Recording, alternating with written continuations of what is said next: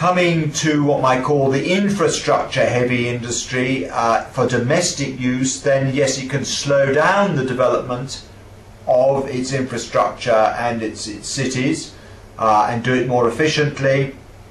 It can also, we call, export its energy intensity. There is no need for China to make all its steel. Yeah, there's no need for it to make all its aluminium, etc., etc. Why not just buy it in from the market and let that country with the greatest energy efficiency and maybe the greatest hydropower make the steel and the processed metal products. At the same time, China is also seeking to diversify its own economy, to move into the service sector, and to try and get people consuming more, its own people buying more, so that its GDP growth is less dependent on export and on infrastructure. So the government is fully aware of the deficiencies of past strategies, but it's very difficult to change economic strategy overnight. And another issue is, again, the ability to force down policies to the lowest level of government, which takes us really on to the second question, which relates to, in any developing country, how do you have rapid growth without destroying the environment?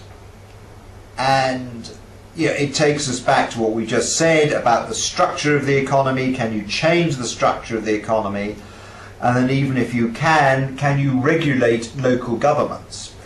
Brazil is a large country, but still it is only a fraction of the size of China.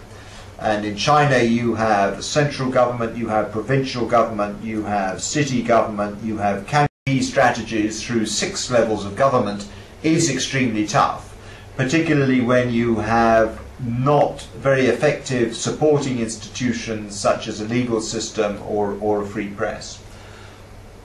So yes, China, like Brazil and more than Brazil, faces huge environmental challenges, local challenges, regional challenges, acid rain, as well as the global warming challenge. Finally, there's the issue of biofuels. I mean, as I indicated in my talk, China went through the sort of biofuel discussion 2 years ago, as everybody else did, but pretty quickly came out of it again, because one of the constraining factors in China is the availability of agricultural land. And China has 1.3, 1.4 billion people who are eating more and more food, and this requires more and more land. At the same time, the growing cities are eating up the agricultural land.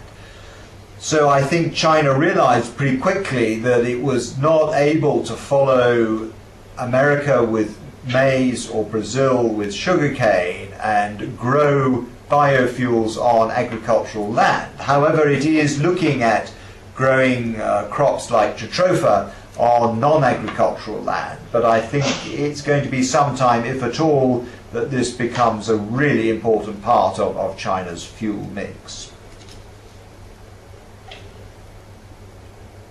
Thank you, Philip, and also thank you, Patricia. From here, we don't have any other question.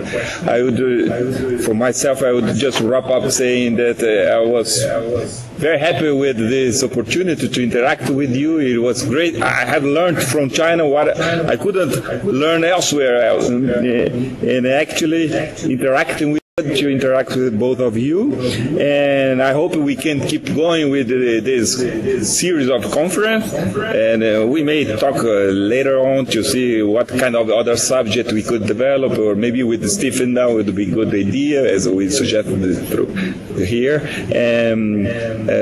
As my last thought, I would say that I'm sure Thomas Waldo, wherever he might be, he's very happy with our initiative to keep going with our long-term partnership that actually started with him 10 years ago.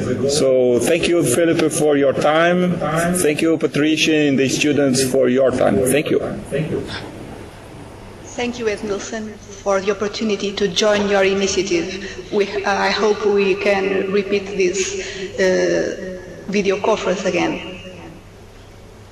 Okay, well, I will wrap up and say the final thank you to Patricia for joining us, and thank you to Edmilson for such an excellent idea. I'm often so busy I don't have time to have ideas, but I'm always happy to steal other people's ideas and work with them to make them a reality. And I think this has been it's been good for me to think about these things. It's been very interesting range of questions that have made me think in a new way about certain things.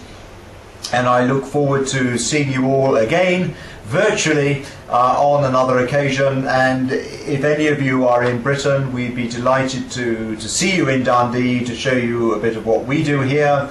In fact, talking on the University of Coimbra, I was in Angola 3 weeks ago, and there is a member of staff of the University of Coimbra Law School working down at Agostinho Neto University in Luanda. So I already had my first links with Coimbra University. I've already had earlier links with Sao Paulo. So